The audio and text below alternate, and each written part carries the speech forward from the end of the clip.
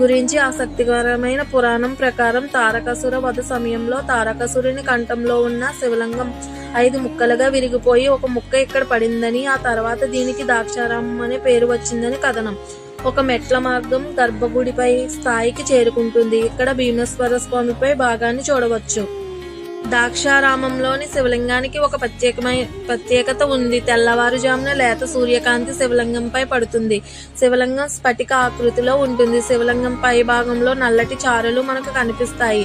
శివుడు అర్జునుడితో యుద్ధం చేసినప్పుడు వేటగాడి వేషంలో ఉన్నప్పుడు ధరించిన పులి చర్మానికి సంబంధించిన గుర్తులని భక్తులు నమ్మకం. ద్రాక్షారామ భీమేశ్వరాలయ ప్రకారంలో ఈశాన్యంలో అష్టాదశ శక్తిపీఠాలలో 12వ శక్తిపీఠం మాణిక్యాంబ ఆలయం కొలువై ఉంది. ఈ ఆలయాన్ని 7-8 శతాబ్దాల మధ్య తూర్పు చాళుక్యుల వంశానికి చెందిన చాళుక్య భీముడు నిర్మించినట్లుగా శాసనాల ద్వారా తెలుస్తుంది.